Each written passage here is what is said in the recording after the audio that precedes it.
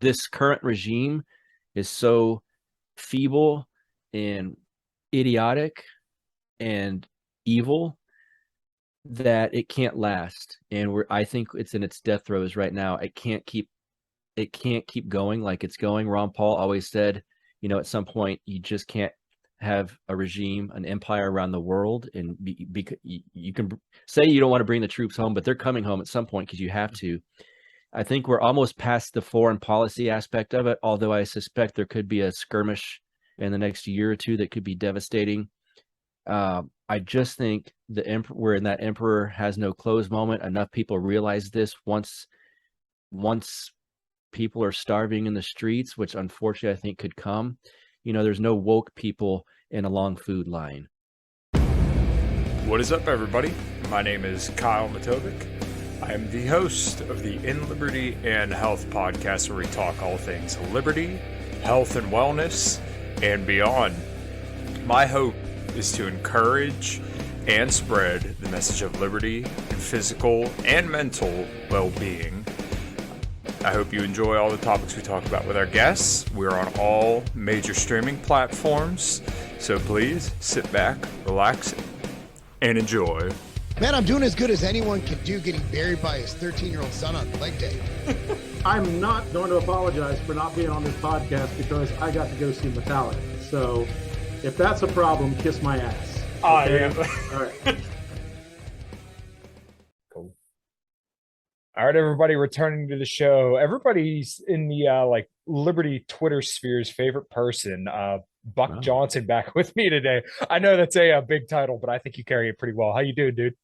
I'm good. I thought you were about to introduce Dave Smith or something, but nah, dude, he likes you too. So I don't know who else is as universally liked as you, and it sounds like I'm already giving you a blowjob first 5 minutes that we've been talking. But no, dude, you have a really, really good reputation, and I think it's completely earned.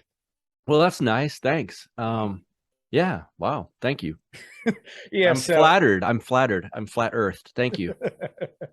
Nice. Well, I guess first things first. How is you're running for what, mayor or city council in your lovely town of Lockhart? City council at large here in Lockhart, Texas. Were you about to say how's it going? Yeah, that was going to be the next question. Are you as well revered there as you are on Liberty Twitter? We're probably not, but we're about to find out. It was a slow get off the ground kind of thing, but I've got a lot of help around me. So we've got the signs ordered, and we're prepared to blanket Lockhart with signs for my campaign. And a lot of times in a small town with city council type things, that it's not like you're on TV debating people. So it is name recognition, and I will have firefighter on the sign, kind of hoping that sparks some people's memories or like a good thought of a person. A lot of people, they don't say, like they always joke, there's no song called F the Firefighters. So we'll see. There's possibly a meet and greet we're going to do that the Mises Mayor's PAC is going to probably put on for me. And then I just got an invite today for I think it's a Chamber of Commerce meet and greet with the public for any candidates interested in doing that. So I believe I'll be at that too. So it should be interesting. That's for sure. I've never done something like this, so we'll see. Nice. Well, it seems like it's going well for you, and I know that everybody's plugging you and mentioning it. And like I said, I always share your show whenever it kind of comes around, because every single show you do is absolutely fantastic. So I got to imagine that in your lovely little town of Lockhart, you probably have a good reputation as well. So what is the town of Lockhart like? Because from what I've heard from everybody else, it seems to be like a really, really nice place that's kind of untouched by a lot of the stuff that you hear going on around the rest of the country. For the most part, yeah. There's a threat of it not being untouched by that. So that's one of the reasons I'm running. Sure. It's really nice. It's really peaceful. It's about 13 to 14,000 population. It's poor, I would say, for the most part. And I live in a historic area just off the square downtown. And this isn't a brag. I'm not rich by any means, but it doesn't feel particularly poor in this area. It's these 1960s and 50s houses that are kind of, for the most part, upkept well, and they're kind of neat looking. But there are areas when you get outside of it where it's pretty poor. But the people seem, everyone's nice across all demographics, really. there's a bar that I go to called the Old Pal here, and it's kind of set up like an old honky tonk. And on Saturday or Sunday afternoons when I've been there, just drinking with locals, it's the kind of place where everyone, what do you do? Where are you from? Oh, do you know this guy? And all of a sudden someone buys everyone a round of shots. And there's people where I think, I bet you this lady would hate my politics. I don't know that, but you know, you kind of, when you're in our world, you start to think like some of these outsiders will think we're crazy or something. But no one ever brings it up. And it's so nice, because if it were in Austin where I used to live, that's one of the first things people would mention. Oh, are you going to vote for Beto and things like that? So it's nice that stuff's out of this town for the most part. But the name I just mentioned, that you do see Beto O'Rourke signs around, and those are the people that are really trying to make a statement. You know, you don't see many Abbott, that's our governor, for those that don't know, who's running against Beto. You don't see as many of his signs, although I suspect he would win in a local vote here. But it's those outsiders and the progressives that want to make their voice, you know, they got these giant Beto signs, and it's like, we're here, you know, and we're proud. And I don't want to necessarily kick them all out, but I just want to keep some of the progressive sledgehammer out of this town, because it's ruined Austin. Austin used to be really nice, and now it's just a mess, and it's really political.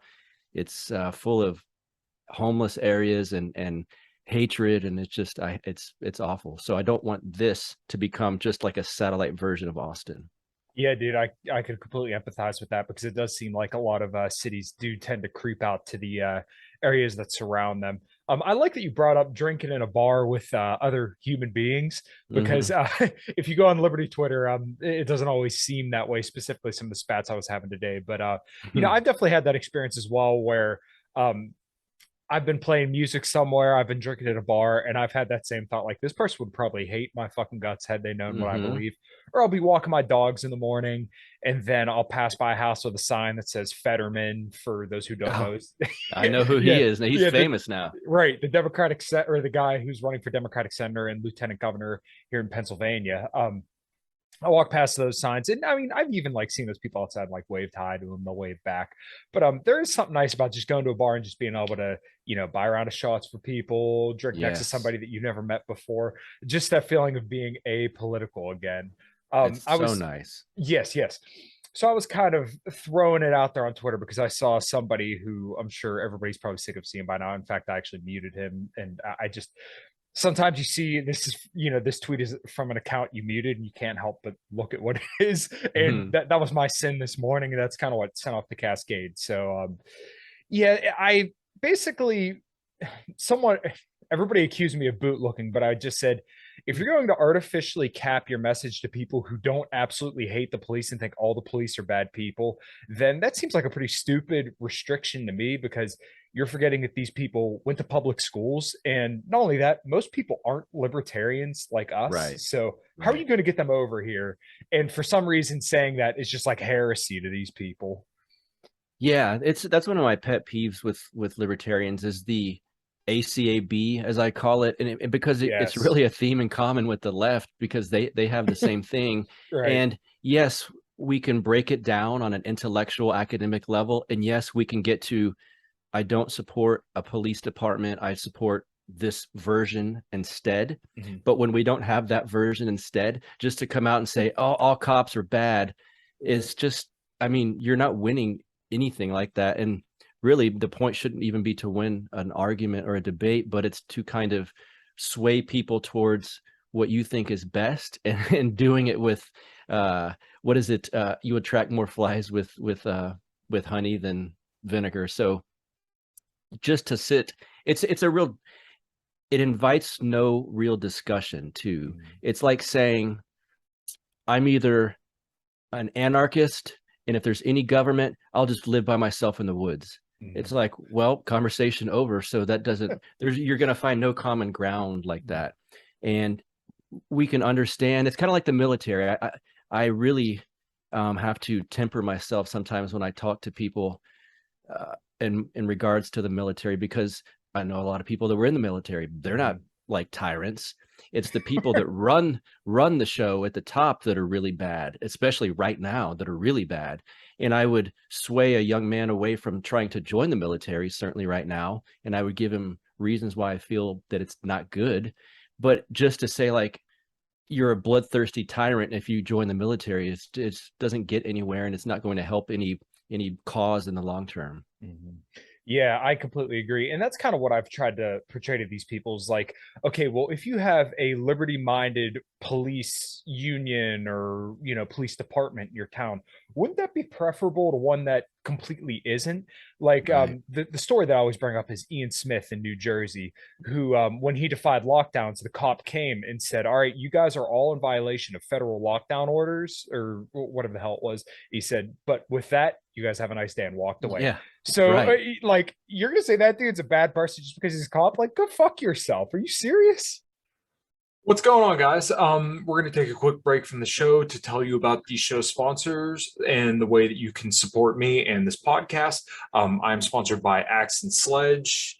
Won't really focus in here, but right here in my hand, I have their The Grind, which is essential amino acids and hydration. Feel free to check it out. This is your mom's sweet peach. They have some awesome flavors and awesome names. They also have multivitamins, fat burners, creatine, beta alanine, all sorts of different supplements to help you get all jacked and tan and help you become a person more full of liberty and health, as this show is about.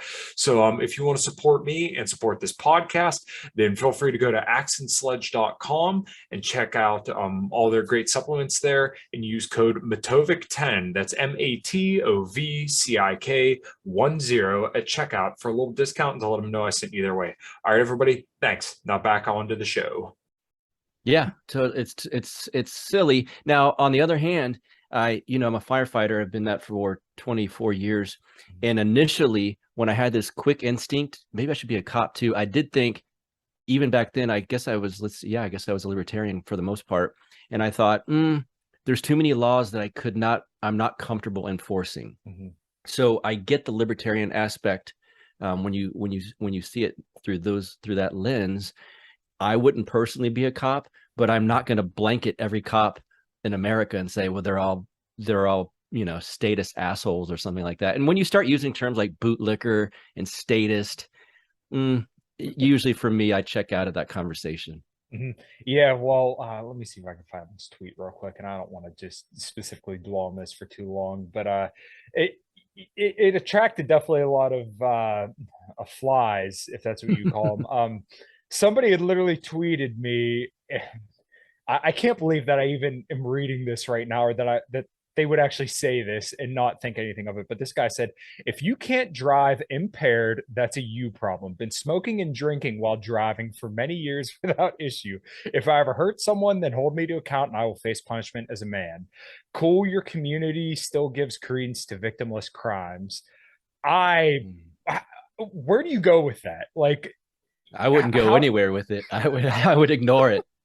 Like, because there's no point. That guy's not going to be engaged in a meaningful, nuanced conversation, in my opinion. Yeah, like, and then there was somebody else that came and they cited a Lou Rockwell article. I already know where he's about drinking and driving. Yeah. See, I didn't even see that. I know where he's going. That's in Lou's book, Against the State, I believe. It's like, okay, well, you're not going to lead with that. Like, do you think the libertarian presidential nominee should go up on stage and said, all right, first order of business, we're legalizing drunk driving? Right. Like, yeah.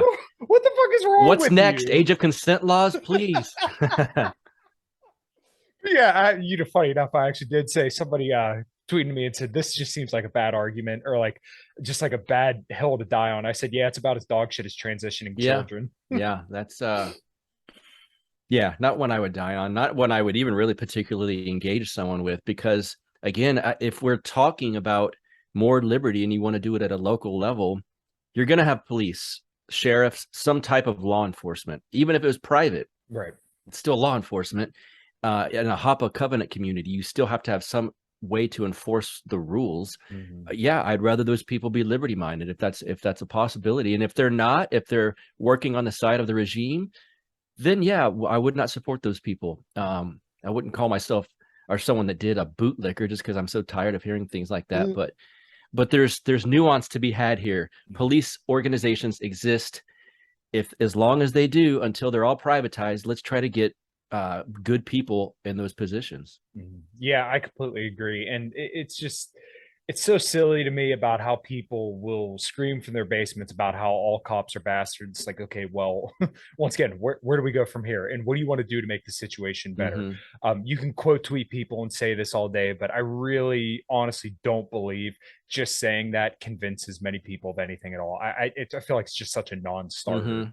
It's like a woman yelling out "My body, my choice." Like you're not. It just sounds like a bumper sticker that's said by stupid people. Yeah, honestly.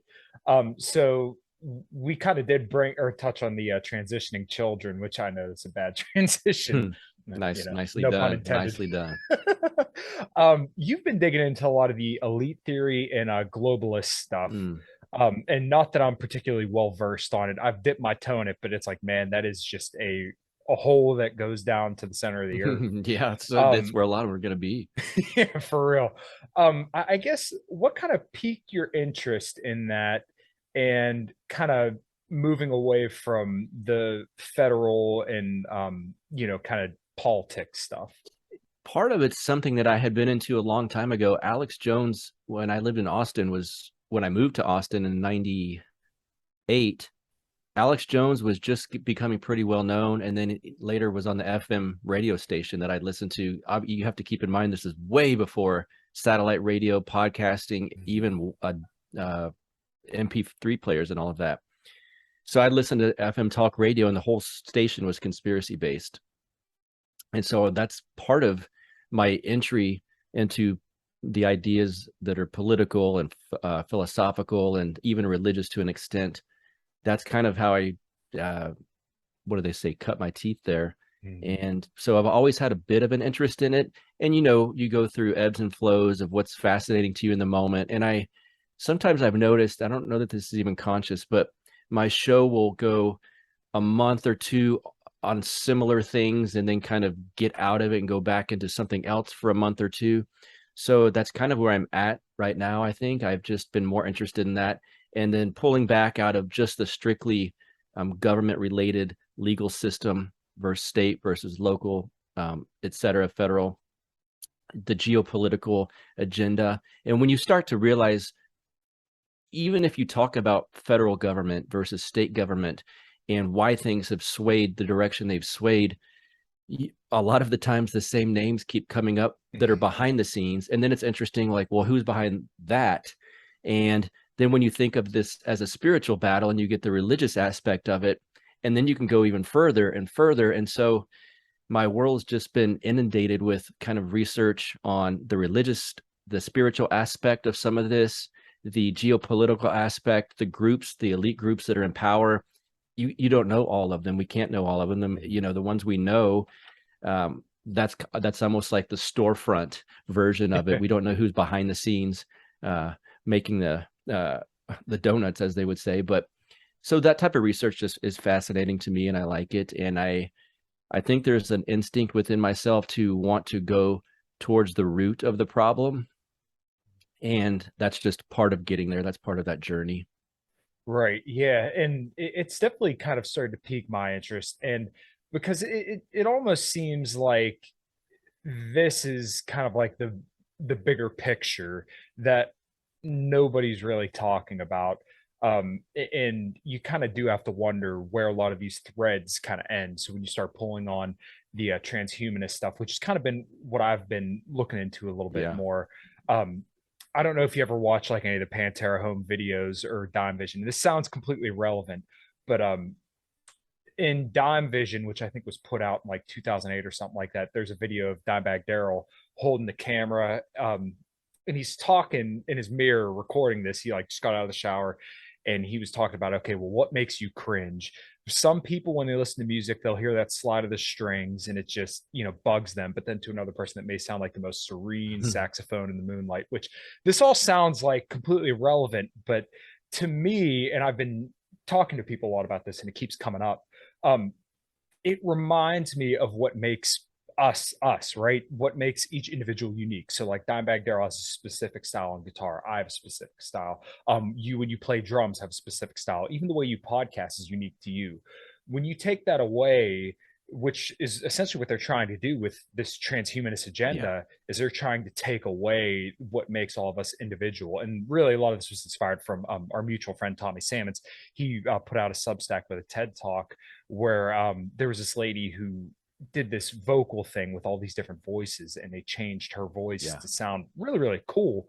But once again, what that eliminates is the humanity of it. So that's what I think really the heart of the transhumanist movement kind of is eliminating humanity from all of us. Yeah, and Joe Biden, I mean, for what it's worth, I know he's not really the guy in charge, but he's the one signing the executive orders. He just signed one that's basically, I mean, it's pretty long, but I got an article with highlighted text within the executive order that's straight up transhumanism. It's saying we need to fund more research, basically to where we can program human cells as in the same way that we're programming computer chips or whatever. And I mean, if that's from the federal government now, basically saying this is what we need to fund and this is why we need to do it, in what groups are involved in all of this. And so I told my wife at the time, I sent her a screenshot of it, and she writes back, "Is this transhumanism?" And I said, yeah, it's just, I really, and I mean this, I hate when things that I talk about on my podcast and people in my circles talk about in a negative way. I hate when you see it come true. And so it's just, I could believe it because I talk about it, but it was just wild to see it in an executive order that this, and by the time it's an executive order, there's tons and tons of millions of dollars in research going in behind the scenes. This is probably already done. And this is just the cherry on top, is the executive order. But yeah, it's wild. And, this will be sold as something that's helpful to someone or to people, to the earth, to something. This is none of this is ever sold as we're trying to take away human souls and this is straight from the devil. It's not going to be sold in that way. It's going to be sold as somehow this will give you a greater experience. You can be really anything you want. Don't even leave your house, something like that. It'll be pitched towards our instinct for comfort and safety and maybe better for the earth. And so the left will fall for it, things like that. Yeah, no, I really think that's how it will be sold. Because I mean, if you look at the whole trans movement, which I do think is kind of like a tertiary cause to the transhuman movement, it's all about acceptance and, oh, you're a bigot if you don't like trans people. And you see how often they push like shame for men who don't want to sleep with men who transition to be women, which I mean, to me, I like a natural, right? I mean, my fiance is a woman and she's always been a woman. If that makes me a bigot that I don't want to date a trans person, that's subtle fine. Brag there, Kyle. I could also say I'm a biologist too. There you go. You must be one. A lot of that too is there's big pharma money being pumped in through that kind of movement, and it's also, it seems to fit right in with depopulation as well, right? You mutilate kids' genitals when they're teenagers. They're obviously not going to reproduce. The more that happens, the more they're hooked on big pharma, and the less people are made. Right. So another thing that I've kind of been second guessing myself on, and I shouldn't necessarily say myself, but libertarianism as a whole is, I almost feel like it somehow puts people into a sense of complacency because you look at this whole situation and it's almost like a paralysis by analysis, because you're looking at both these options and you just think both of them are so bad that you're just not going to do anything at all. And this is kind of why I've respected people who came out and said, hey, I like this paleo route. I'm post-libertarian now. This is what I want to do. It's flawed, but it's still something. I respect people who are putting forth solutions that are actually like reasonable, and not to say that there's no one in like the Libertarian Party per se that has like solutions. I just admire people who have solutions a lot more than people who just have theory, right? Right. And there's good people within the LP and a lot of them in the LPMC that are trying to push solutions, like Angela and the stuff they're trying to do at a local level. I obviously support and agree with, but there is an element of libertarianism that gives you like a security blanket, because you'll never have to do anything. Basically, it's easy to sit and say and like go to work every day and do your thing and just spout off your philosophy when it's not ever going to be tested in some way. In other words, like I mentioned earlier, it's easy to go, well, I'm either an ANCAP, and if that doesn't work, I'll go live in the woods by myself. And it's like, you're not really going to do that. So that's easy just to sit and say. And it's also like if there's a debate about the school board in a local election, just to go end all schools. It's like, well, that's not going to happen anytime soon. So you've added nothing productive to the discussion. Yes, could that be an end goal at some point? Okay, privatize the school system at a local level or something. Even that's going to be difficult. So many school systems are run by at least their state, not the state per se, but their state. And so a lot of these things require, again, nuance and an actual plan that doesn't necessarily look libertarian every step of the way, but the end game could be something toward more liberty. And so, yeah, it gives a lot of people, and I'm not talking about Angela and some of these people that are making some plans and some goals to really do things. I appreciate that and respect that. But there is, again, I saw it for so many years. There's this, I probably did it. It's just easy to, like, you get into a discussion with a normal person about the ins and outs of foreign policy, and just to go, bring them all home. It's like, okay, sure, but are you just going to say that and run because you added one opinion and there's no nuance to anything, and a normal person's going to hear that and go, well, you can't do that. So yeah, there's that security blanket, I think. Yeah, and I really do think that is there for a lot of people, and I think we're really all guilty of it when we find libertarianism, because it's perfect on paper, but then you kind of have to think, okay, well, we have to work out from here. But most people are just going to sit there and say, okay, well, this isn't a perfect liberty solution, so to hell with the whole thing, and I'm just not even going to try. Yeah, and right. You could always just say, well, it's not libertarian enough, or they're not a real libertarian, or this just isn't my principle. So, just to hell with this whole thing. Or, you know what, if they just would have all voted for Joe Jorgensen, that we wouldn't be here right now. Yeah, right. Yeah. And it's like, okay, sure, we can, I guess, agree on that, but that's not getting anyone anywhere outside of just a kind of a, blowjob competition. But yeah, that's, I won't go anywhere worse than that, but yes, well put. I will say there's a Tom Hanks movie where it's about a drummer, and I can't even think of what it's called off the top of my head, where he's got a 60s band that he's representing. And there's a funny moment in there when they get into this big argument, and one of the guys goes off. Did I lose you? Did you? No, sorry. And one of the guys goes off by himself, and his bandmates say, there he goes to write his one-hit song, All Alone in My Principles. And my wife always says that's such a libertarian thing. But basically, we point that meme out constantly. Mm-hmm. No, I could see why. I've never seen that movie, but if you remember what it is, make sure you send it over my way. I will. Really, yeah, I'm trying to think of the name. Yeah. And that one person who tweeted to me saying that they go drinking and driving and smoking and driving. I think the thing that they don't realize is that if we were ever to get the Hoppian Covenant community, you would be thrown out in a heartbeat doing shit like that. If you were threatening the lives of people around you, you would be physically removed in a heartbeat. And this kind of goes to the larger point that I think some people use libertarianism as a means to justify their degeneracy and not taking responsibility.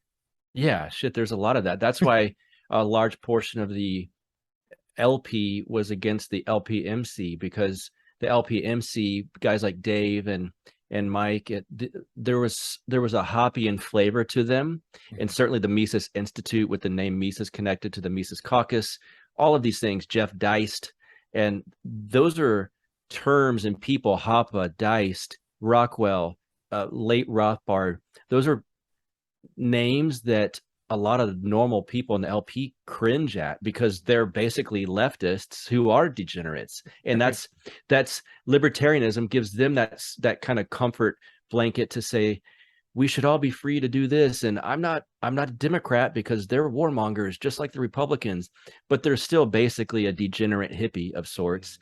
And so within libertarianism, yeah, there is a framework to be had where you can basically say, as long as I'm technically not violating someone's right, And now, of course, that becomes a big gray area, as we both know, but I can do whatever I want, meaning shoot up in my driveway and litter my yard and things like that. Now, I understand there's libertarian arguments against these things, but a lot of these people, that's kind of why they are libertarians. And I've seen it over and over and over again. Just if you go to a libertarian function, look at what the people look like, and you'll understand. Yeah, I've started to think, and I should probably start tweeting it out more often. But the people who advocate for sex work the most are the ones who benefit from it the most. I mean, that's the honest to God exactly. truth. That's a well put. I mean, it's like going to a nudist camp or something. It's like, gee, the people I don't want to see naked are here. Yeah, holy shit! And all the guys think, I'm sure they would all be stoked to be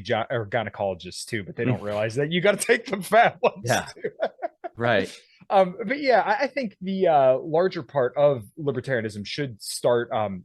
People should start messaging the responsibility part of that, because freedom Yes. does inherently come with responsibility. They're two sides of the same coin, essentially. Yeah, and that's exactly when I first got into libertarianism, was because I read a book by Harry Brown called The Great Libertarian Offer, and it's when he was running for LP president American president under the LP ticket in 2000.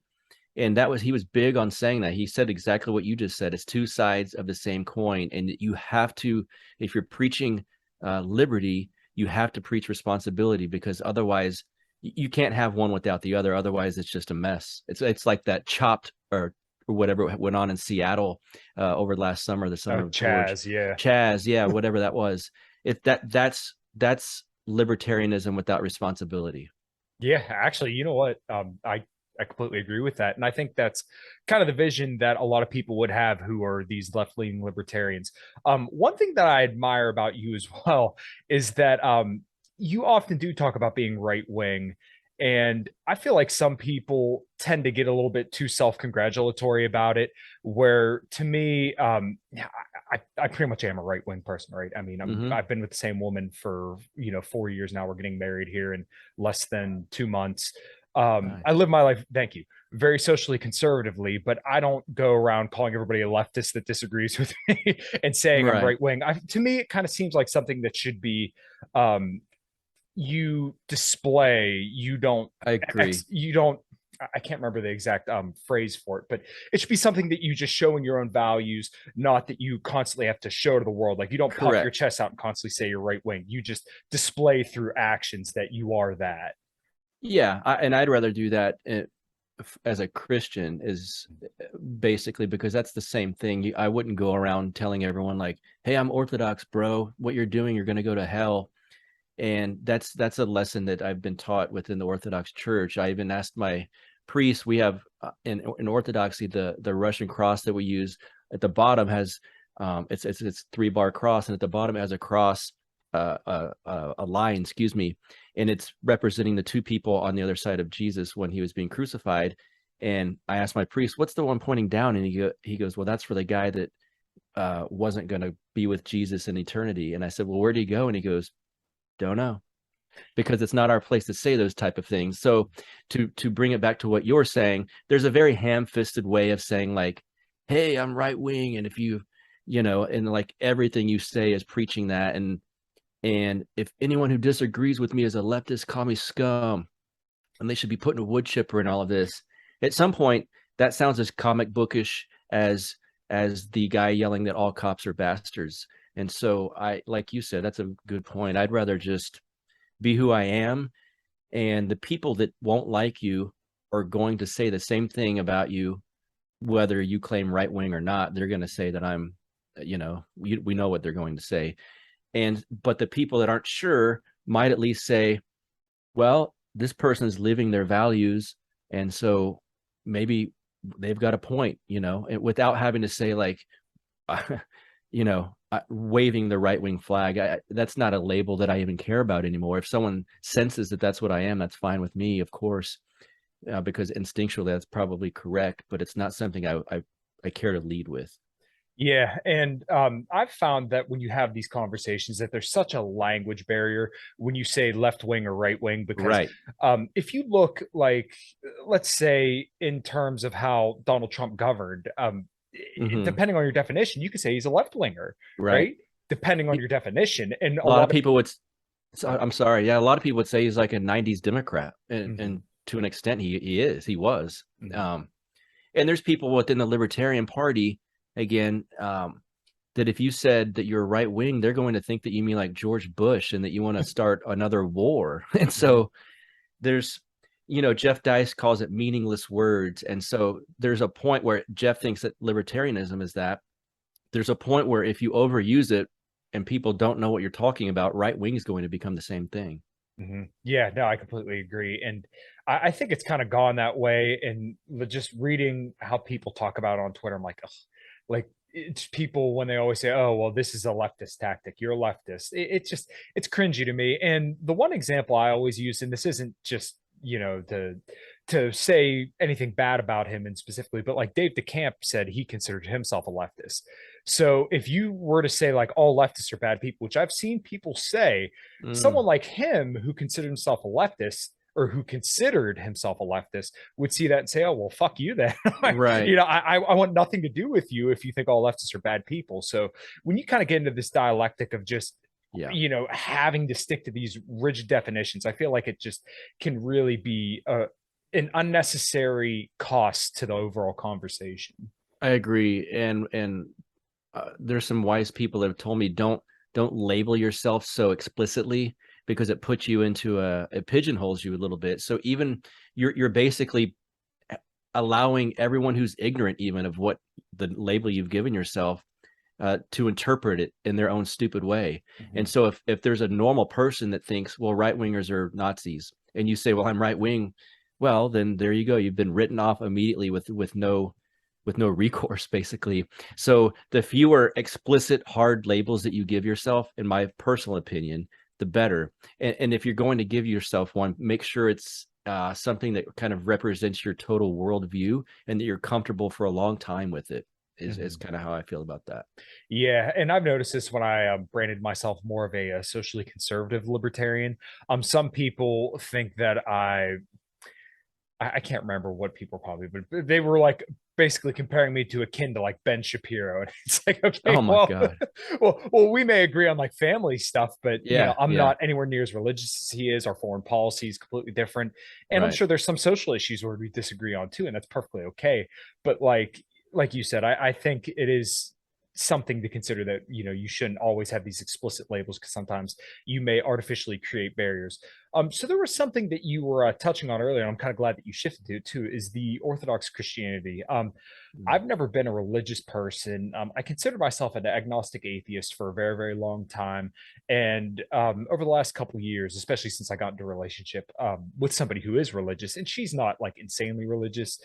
She just will say, hey, I believe in God, but beyond that, she's not very dogmatic about it. I almost consider myself an agnostic theist at this point, but I don't know exactly where to plant myself. Where I guess what kind of inspired you to Orthodox Christianity? Because I've noticed that you've been talking about it more, and I don't mean that to say like any kind of bad way, but it Mm-hmm. seems like your interest has grown in that, and my interest in that through people like you who are good people that have an interest in it piqued my interest. That's a good question. I would say a couple of people that I'm friends with started mentioning it more and more. One being Vin Armani, who goes by Cyprian, and then one is my friend Matt Erickson from the King Pilled Show. Maybe in 2020, let's see, yeah, probably through that, they would drop it every now and then. It wasn't that they would focus on it, and then I became closer with Matt and started learning his story about it. And so those were two guys that interest me, the way they spoke about things, the way they saw different things. And I was what like you were saying, I guess I would have said agnostic. There's a time when I would have said atheist, but as you kind of get older, that sounds silly at some point, atheist, where I'm positive there's nothing because you can't be. And so at least agnostic was something that I felt more comfortable with. And then over 2020, when you start seeing things that seem like pure evil rather than just a dumb government policy, some of the things I started seeing, like something's going on here that's different. There's a spirit amongst us that's darker than I have seen before. And as these guys started dropping Orthodox Christianity tidbits here and there, I finally asked Vin, what's going off air, I think, what's going on with this? What can I read? I'm curious. I don't even know what it is. And he directed me to a book. And then a guy who's now a close friend of mine, weird coincidence, reached out on Twitter and said, I heard you say somewhere that you were living in Lockhart now. There's an Orthodox church that I attend in Lockhart, and I would love for you to go. And I was like, what? There's an Orthodox church here? I mean, that, because for those who understand that, that's not very common that you would have a town of 13,000 people and have a Russian Orthodox church there, especially in Texas. And so I thought, what a weird coincidence. That's 5 minutes from my house. So I started attending through that, and I met all these guys there. And keep in mind, when I say it was a guy that followed me on Twitter, that tells you politically where he's leaning. And so that made it more welcoming towards people like me. I was almost entered naively. And once I started having a political discussion with some of them after a service, it kind of hit me like, whoa, shit, these guys are based. Okay. Because again, I was kind of shy. Like someone immediately was like, oh, what's your podcast about? And I didn't want to just jump into it. And as soon as I started talking about it and they started talking about their politics, it was like, shit, this is okay. Now I feel more at home here. And so since then, I've become a catechumen. So that's basically like a prospect in a biker gang, if you will. So you're not full-fledged yet. I haven't been baptized as such, but I will be. That's the goal, the end goal of this catechumen process. So you basically become a student of the Orthodox Christian philosophy and worldview, and learn and read and listen and keep going to the services and all of that. And so I'm eyeballs deep in all of this stuff right now. And there's always, when you study geopolitics and conspiracy stuff, there's, like I mentioned earlier, there's an element, or a large element really, of the spiritual battle that's going on. And Orthodoxy not only discusses that, and it has for thousands of years, basically, it gives you answers and ways to fight the spiritual battle that I'm talking about on my podcast, essentially. And so it feels like a final home for me. So it's been great. It's deep. There's a lot of layers to it. You know, there was parts of my life where I grew up in a mega church, like a Protestant mega church. There's not a lot of layers to that.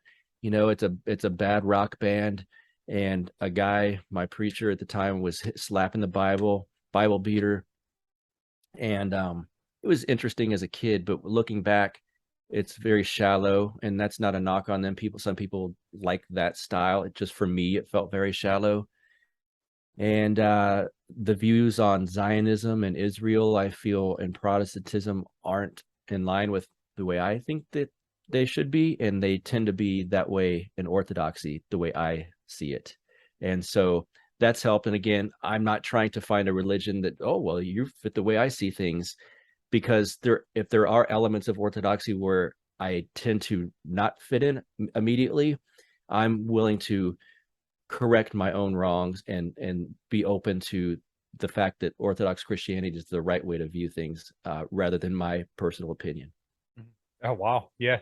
Well, that's quite a bit there. And it seems like it's something that's really kind of piqued your interest. And like I said, just there's so many good people that I know that seem to be converting to Orthodox Christianity. Mm-hmm. And as I'm getting older, and, you know, engaging more and more in my relationship and getting married, and seeing what's going on around the world, right, it almost feels natural to me to be attracted to something like this. What the hell? I just had something on the tip of my tongue. And I'll add something real quick while you're thinking about that. There's a pureness to it that I think people, from the path that I've come, and probably yourself, for instance, when we got into libertarianism, Joe Jorgensen or Gary Johnson, that's not really enough. That's a very surface level view of libertarianism. But you would like Murray Rothbard or Hans Hermann Hoppe or Lou Rockwell, and these guys that are multiple layers deep, because that's the original, actual, real version of libertarianism. Orthodoxy offers that same thing with Christianity, because you can try Protestantism and the various sects of that along the way. But if you really want to find the pure version of it, this is literally the church from the book of Acts in the Bible. So it's basically, they say, preaching the truth or something like that since 33 AD. That's, that's the pure version of it. That's the kind of non-surface level version of Christianity that interests me, rather than the mega church rock band that's basically like the Mitt Romney of churches, if you will. No pun with the Mormon thing, but that's kind of what I was thinking as well. Okay. So what I was remembering there was it's nice that people are kind of getting back into religion, because I feel like this is what kind of is absent from a lot of communities. And it does give you a little bit of a sense of responsibility, because you know that one day you will have to face, your creator, if you believe in that kind of thing. And it gives you the calling to be a better person. And to kind of tie it back to the degeneracy that we see in a lot of libertarians, I feel like some of that could honestly be from a lack of religion or a lack of some kind of no greater doubt. purpose for themselves. Yeah, the no gods, no masters libertarians. That's the same people that chant ACAB. That's kind of the people we've been harping on it throughout this conversation. But yeah, I mean, it's full of that. And to each their own. I saw a person that I know peripherally, will say, basically say he believed there's no God, this kind of thing. And often when you see someone that vocal about something like that, and it's interesting, over the past month, I saw more of that on social media than I had in the past. It was interesting to me. There's, and this is not a knock on people, but I notice there's other issues going on there where if you just scroll through their feed, there's like dark moments where they have to post it, but basically cries for help here and there and stuff that I feel like, the Orthodox Church is a hospital for the soul is what they call it. Man, I wish Western Christianity didn't turn so many people off, and I understand why it does, because the people in the West look at that as, well, that's Christianity. And if you could dig deeper and look into the Eastern version of it, I think for a lot of people that are turned off by the Western version of it, which I was, you would find a place that could help heal some of the scars that are going on with a lot of those people. And again, I'm not casting mass judgment, but it's just something that I've noticed along the way. And I feel for the people. I want to say, and in fact, I reached out to one of these people and said, not trying to push anything on you. The Orthodox Church might help you out. Here's a book by Father Seraphim Rose. I know, and it sounds like a libertarian, like read Anatomy of the State. And it kind of is that way to an extent, but I got to try at least sometimes.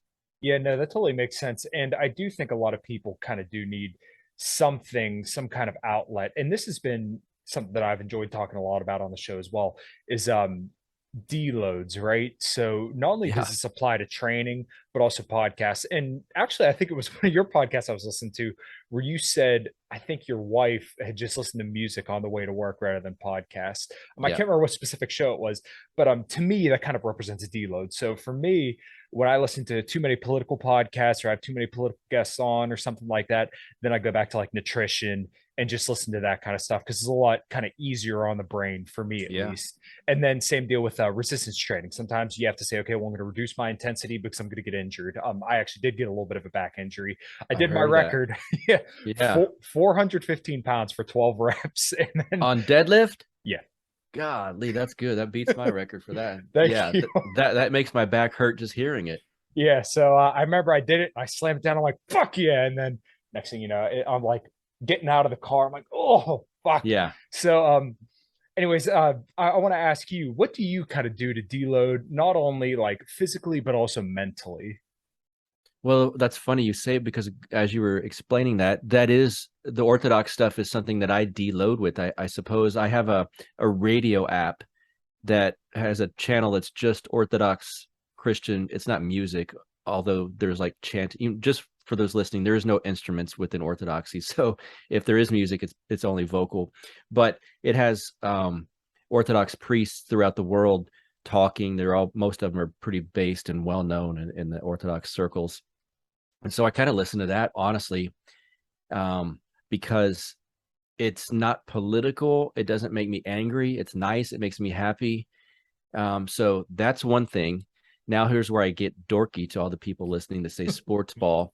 I listen to a Raiders specific podcast put on by sports writers that I trust and listen to. And again, that gets me out of I'm not thinking about politics. I'm not thinking about, well, I was going to say I'm not thinking about things that piss me off, but now lately the Raiders are pissing me off. So I haven't listened to that show this week because it would not deload. It would enrage me. But generally that kind of thing that makes me, I feel it's okay to turn your brain off sometime and just chill. And so that deloads. And every night I sit and have some wine or a margarita and watch Tucker. And it's funny because my dad does the same thing, but Tucker riles him up and he calls me cursing. And can you believe the trans people want this and that? Tucker, for some reason, like makes me relax, and I enjoy just chilling. I don't have to agree with him on everything, but it kind of gives me the perspective that some people like my parents are hearing at the moment. So I like watching him. And for physically deloading, honestly, sometimes my gym's fancy. I confess I'm spoiled going there, but there's moments where I get off work at the fire department and I'm wore out and I think, damn, you know what? I'm not going to do a workout today. It's okay. I'm 45 years old. I don't have to hit every single lift every day. I'll just go to the sauna and I sit there and sweat my ass off, and I'll do, intervals and stuff, 10 minutes out to 20 minutes in, and just sit there and listen to a podcast or something like that and just relax. So that's how I deload that way. Yeah. I wish my gym had a sauna. I don't think any of the gyms I've ever been to. No, that's a lie. One, when I lived in Ohio, had a sauna, and I never really tried it. I'm kind of mad about that. The gym that I go to is a local one that's owned by actually one of the ladies is a bodybuilder, and it was the first time I ever saw like a bodybuilder in person. It's impressive. Like if you haven't seen a bodybuilder in person, it's like, holy shit. Yeah, there's like ripples in areas you didn't know had ripples. Yeah, and I mean I've gotten down to pretty damn lean, but like not like wow, like that lean. Yeah. Yeah, that's really, really cool. All right, guys. I'm absolutely thrilled with the show's new sponsor. I am now sponsored and have an affiliate through LMNT electrolytes. I've used these electrolytes for years. Back when I used to do a lot of fasting, in fact, I used to drink sometimes I want to say up to 7 a day, 7 little packets. So the packets are full of all the electrolytes that you need to perform and hydrate yourself properly. You need sodium for pretty much every single function in your body, despite what a lot of people may tell you.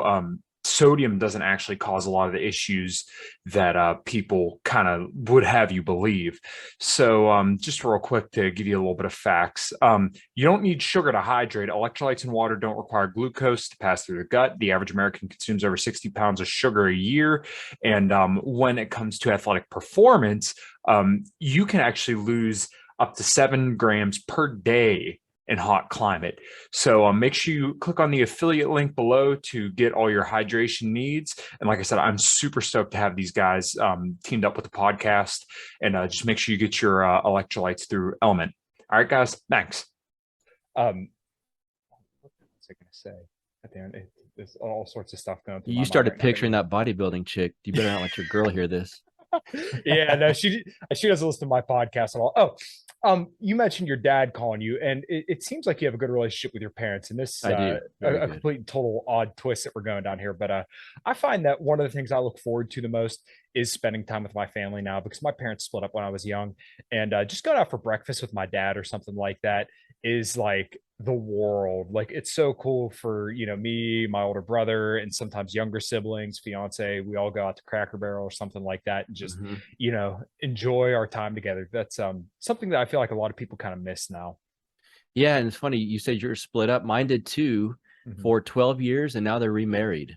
Okay, and so it's been amazing. I'm actually hanging out with them this coming weekend, and I think this will be interesting. I think I can get them. I think they're going to the Orthodox Church with me Sunday morning. Neither one of them have ever been to anything like that. They're extremely devout, strong, evangelical Christians. So I have to prep them prior to going. This is going to be weird for you. There's incense. There's things that you've never seen before. But I actually cannot wait. I hope they do that. But yeah, I'm very close with my parents. My dad, they're very proud of the stuff, my career for sure. But they're very proud that I found the church, even though it's a little different from the one they are attending. They like my show. Every now and again, they'll write me and say, "Oh my God, I watched this." And my mom will say, "Some of the things you talk about, I don't really understand," But I think that's common with people in our circles when their parents hear their stuff. But yeah, I'm close with them, and I feel for people that aren't close with their parents, and that's not a judgment on them because sometimes it's the parents' fault.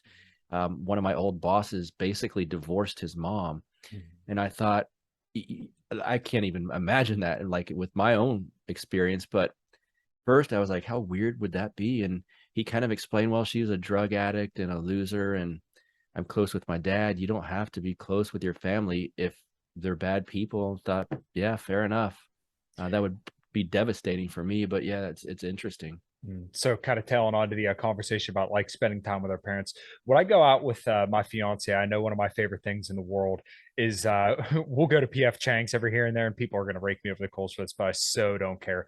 One of my favorite cocktails in the world is a Japanese old fashioned. So Oh, it's nice. Suntory rice whiskey and the big ice cube with an orange peel and some bitters. It literally is just like water. I absolutely love it. What would be a couple of your favorite cocktails? I'm interested. Well, an old fashioned is I drink at least one every night that I'm not at the fire station. I'll have one tonight. I have the ice cube tray with the giant that makes the giant cubes. So that's my favorite cocktail easily is an old fashioned. I never had it with Japanese whiskey though. I'd be down to try that. And margaritas, like freshly done margaritas, not the kind with syrup and all that shit in it. I mean like real ones with real lime juice. I also make those here. And people are going to think I'm some kind of fancy motherfucker or something. I like beer too.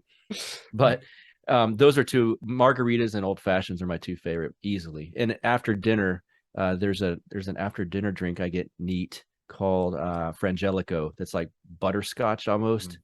Very, very good as well. Yeah, well, I would definitely recommend if there's any PF Chang's around you, it's like a Chinese restaurant. Well, of course I know PF Okay, Chang's. I didn't know if they have it everywhere. I've never been to Texas, so okay, yeah, yeah, we got restaurants down here. Yeah, there's more than just Mexicans and then rednecks. Right, yeah, not much more, but yeah. Yeah, I think we're going there actually Friday night, so I'm definitely probably going to get a few of those. But yeah, they just freaking go down like water. I know you're on a little bit of a tight schedule, and I don't want to keep you too long, man. So, what kind of gives you hope going forward? Personally or society wise, or how would you? Either way, both actually. Let's go with both. Okay. That's a good question. For me personally, I suppose the easy answer and obvious answer is the Orthodox Christian faith gives me hope for sure. That's for me personally. I think and my wife, I would say the faith and my wife give me hope for me personally. For society, I don't have a lot of hope in the short run. I think there's going to be some rough, bumpy times coming. And on the other side of that, I'm optimistic. So I think Murray Rothbard always said this, be pessimistic in the short run and optimistic in the long run. And that's what I would say I am.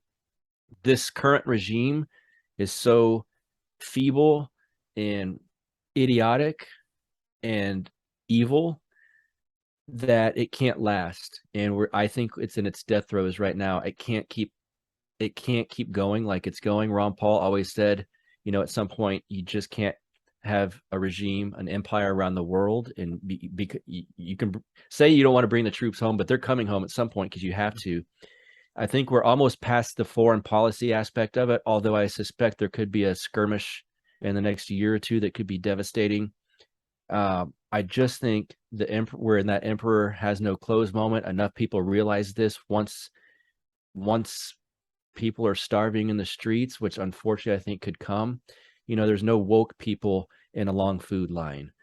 And so I think the regime is going to be crumbling in the next 10 years or so. And on the other side of that, something much better will come out of it. So for society, I'm not very optimistic, but the left and the progressives and the spiritual battle, the evil side has pushed people in this direction for too long.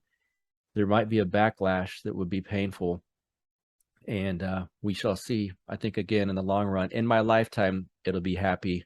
In the in the short run, if you're in your 80s or something, you got a few years left, it's going to be a rough few years. Yeah, no, that's sad. But I guess the one thing that I like the most about the Biden administration is that they're so transparently horrible that Yeah, I people, like it too. right, people just can't help but notice and say like, holy shit, like you said, the emperor has no clothes, so it's time to, figure out what else to do.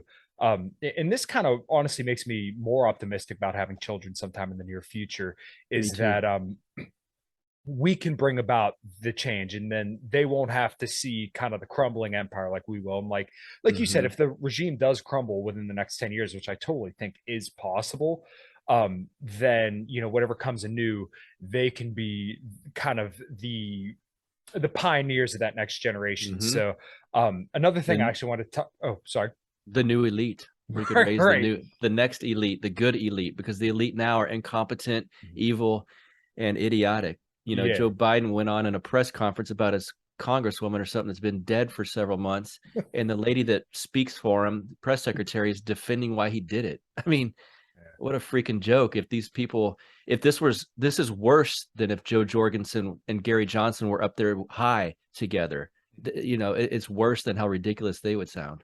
Right. No, I completely agree. And I think what you and I are both touching on here is the rejection of nihilism, which I see present actually in a lot of libertarians as well. And I think we need to firmly reject that and embrace positivity. Go to the gym, work out, spend time with your family, enjoy life. And as the old cliche goes, go touch grass. That's kind of what I told some of those people today. I said, these people are saying all cops are bastard and they're beyond redemption, beyond the pale. You guys clearly have not gone out and interacted in the real world, because if you did, you would realize that these people they've been told their entire lives that this is the right thing. You're a great person for doing this. So, why would they ever think that that the laws that they're enforcing are bad when they've been told their entire lives that this is a good thing? It's so mind-boggling to me that people can't just step outside of that for 2 seconds and think, oh, holy shit, they were indoctrinated and they're not libertarians. Yeah, they're in a self-important bubble, and it's going to do them no good. You're going to sit by yourself and type on a computer for the next decade, arguing with people. Again, like that movie, Alone in Your Principles. Like, have fun doing that. Yeah, that's why I started telling people, okay, Lolbert. And I think the one person I said, DM me whenever you get to Ancapistan, or send me a message whenever you abolish the police department. Yeah, or get laid, whichever's first. I would be willing to wager that it would probably be the abolishing of the police department. Right, it might be. Yeah. All right, dude. Go ahead, plug away. And if you have any closing thoughts, go ahead, lay them out.